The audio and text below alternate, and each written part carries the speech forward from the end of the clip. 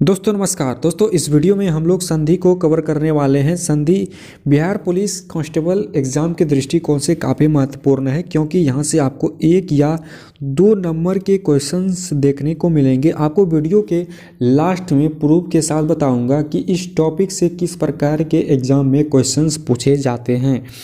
दोस्तों इस वीडियो को आप शुरू से अंत तक ज़रूर देखना, आपके सारे डाउट क्लियर हो जाएंगे। संधि से संबंधित कोई भी क्वेश्चंस अगर पूछेंगे तो आप उसको आसान तरीके से बना लेंगे, वो तब जब आप इस वीडियो को देख लेंगे शुरू से अंत तक।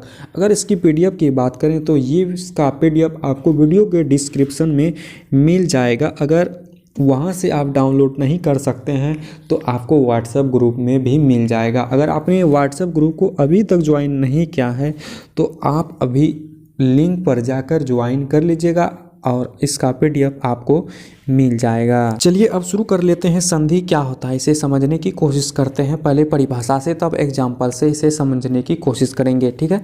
परिभाषा है 2 वर्णों के मेल से जो विकार होता है, जो विकार पैदा होता है उसे ही संधि कहते हैं। दोस्तों यहाँ पे कहने का तात्पर्य है 2 वर्ण जब आपस में मिल जाता है उनसे जो विकार पैदा होता है बस उसी को ही संधि कहते हैं।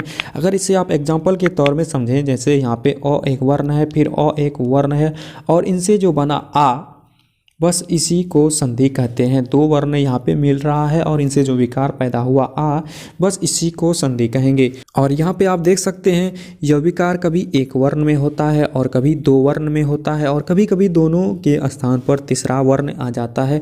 इसे एग्जाम्पल के तौर में अगर आप समझे, जैसे यहाँ पे देख सकते हैं देव प्लस इंद्र, देवेंद्र हो गया। कैसे हुआ अभी समझते हैं। यहाँ देव के अंतिम वर्ण अ है और इंद्र के आदि वर्ण हर्षई।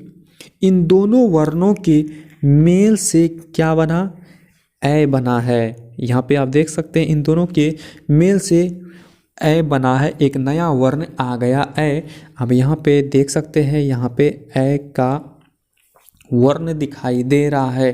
दोस्तों इसी प्रकार से संधि को हम लोग बनाते हैं। इसको एग्जाम्पल में और भी बनाएंगे तो आपको समझ में आ जाएगा। तो सबसे पहले यहाँ पे बात कर लेते हैं। दोस्तों संधि 3 प्रकार के होते हैं। संधि कितने प्रकार के होते हैं? 3 प्रकार के होते हैं। कौन कौन होते हैं? स्वर संधि, व्यंजन संधि और विसर्ग संधि। और इस वीडियो में हम लोग स्वर संधि को देखेंगे। ये वीडियो संधि का पार्ट 1 है। पार्ट 2 भी आपको जल्द ही मिल जाएगा और उसमें व्यंजन संधि, विसर्ग संधि आपको देखने को मिलेंगे। चलिए इसकी परिभाषा को जान लेते हैं। स्वर संधि की परिभाषा को जान लेते हैं। सबसे पहले यहाँ पे देख सकते हैं 2 स्वरों के मेल से उत्पन्न विकार अथवा रूप परिवर्तन को ही स्वर संधि कहते हैं। और ये 5 प्रकार के होते हैं। इसके 5 भेद होते हैं। दीर्घ होते हैं, गुण होते हैं, वृद्धि, यन और अयादि स्वर संधि होते हैं। सबसे पहले हम लोग यहाँ पे दीर्घ संधि को समझ लेते हैं। ये सबसे ज़्यादा इम्पोर्टेंट है समझना। दीर्घ संधि यदि अ आ हर्षई दुर्घई हर्षौ दीर्घौ या री के बाद वे ही ह्रस्व या दीर्घ स्वर आए तो दोनों के स्थान पर क्रमशः क्या क्या आएंगे? आ आएंगे, दुर्घई आएंगे, दुर्घऊ आएंगे और री भी आएंगे। दोस्तों यहाँ पे सबसे महत्वपूर्ण बात यह है कि ह्रस्व स्वर और दीर्घ स्वर क्या होता है। दोस्तों ह्रस्व स्वर की बात करें तो ह्रस्व स्वर उसे कहते हैं जो कम समय लेता है बोलने में, उच्चारण करने में कम समय लेता है। ये 4 प्रकार के होते हैं। जैसे यहाँ पे आप देख सकते हैं अ, हर्षई, हर्षऊ, री, ये 4 प्रकार के ह्रस्व स्वर होते हैं। अगर दीर्घ स्वर की बात करें तो दीर्घ स्वर ह्रस्व स्वर से दोगुना समय लेता है उच्चारण करने में और ये 7 प्रकार के होते हैं। जैसे क्या हो जाएगा? आ हो जाएगा, दुर्घई हो जाएगा, दुर्घाऊ हो जाएगा, ए हो जाएगा, ओ हो जाएगा और अंत में अ हो जाएगा। ये 7 प्रकार के दीर्घ स्वर होते हैं। आप इसे ध्यान में रखेंगे। एग्जाम्पल में अगर यहाँ देखें तो अ प्लस अ बराबर क्या हुआ? आ हुआ।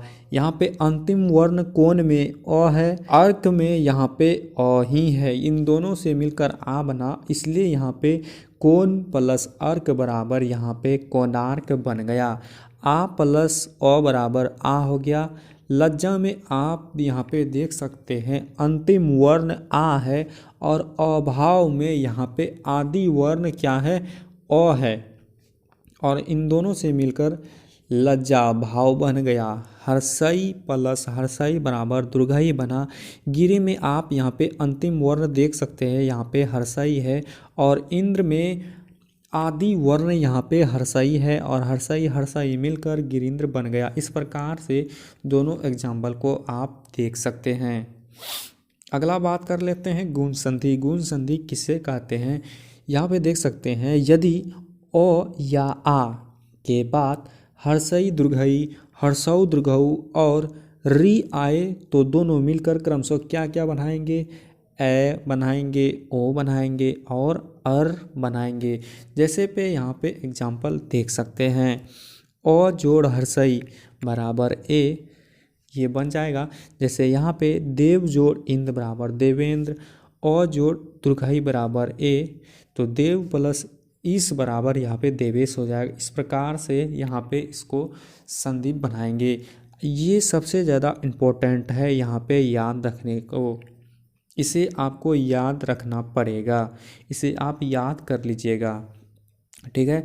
वृद्धि संधि की बात करें, यदि ओ या आ के बाद ए या ए, ओ और आओ आए तो ओ या आ प्लस ए या ए बराबर ए हो जाएगा, तथा ओ या आ प्लस ओ तथा आओ इसका बराबर अ हो जाएगा। जैसे यहाँ पे देख सकते हैं ओ प्लस ए बराबर ए हो गया, उसी प्रकार 1 + 1 बराबर 1 1 हो गया, आ प्लस ए बराबर ए हो जाएगा, सदा प्लस ए बराबर सदैव हो जाएगा। सबसे ज़्यादा इम्पोर्टेंट है इसे याद करना, कौन कौन से वर्ण मिलके कौन कौन वर्ण बना रहे हैं, ये सबसे ज़्यादा इम्पोर्टेंट है। चलिए समझ लेते हैं अब यन संधि को। यन संधि क्या होता है, यन संधि में अगर देखें तो यदि हर्षई दीर्घई, हर्षऊ दीर्घऊ और री के बाद कोई भिन्न स्वर आए तो हर्षई दीर्घई का य हो जाता है, हर्षऊ दीर्घऊ का व हलंत, री का रो हलंत हो जाता है। एग्जाम्पल में अगर इसे देखें, हर्षई प्लस आ बराबर या हो गया, अति प्लस आवश्यक बराबर यहाँ हो गया अत्यावश्यक, अत्यावश्यक हो गया। हर्षई प्लस ओ बराबर यहाँ पे य हो गया। यदि में हर्षई आ रहा है और अपि में और ओ आ रहा है, इसलिए यहाँ पे हर्षई और ओ मिलकर य बना, इसलिए यहाँ पे यद्यपि बन गया, क्योंकि हर्षई और ओ मिलकर य हलंत बनाता है, इसलिए यहाँ पे यद्यपि बन गया। इसी प्रकार से इसे भी आप देख लेंगे। अगला देख लेते हैं अयादि संधि क्या होता है। अयादि संधि समझने की कोशिश करते हैं। यहाँ पे देख सकते हैं यदि ए और ए, ओ और ओ के बाद कोई भिन्न स्वर आए तो ए का ऐ हो जाएगा, ए का आय हो जाएगा, ओ का अव हो जाएगा और औ का आव हो जाएगा। इस प्रकार से आप यहाँ एग्जाम्पल में देखें तो यहाँ पे देख सकते हैं ने और अन, ए का और ओ जुड़ रहा है, यहाँ पे नयन हो जाएगा, पो और अन यहाँ पे पवन हो जाएगा। इस प्रकार से आप सारा एग्जाम्पल को देख सकते हैं। दोस्तों यहाँ पे आप क्वेश्चन देख सकते हैं, इसी टॉपिक से पूछा गया है। 47 नंबर आप क्वेश्चन देख सकते हैं, अक्षौहिणी का संधि विच्छेद क्या होगा, किस शब्द से गुण संधि है। सॉरी, यहाँ पे से नहीं होगा, यहाँ पे क्वेश्चन होना चाहिए था किस शब्द में गुण संधि है।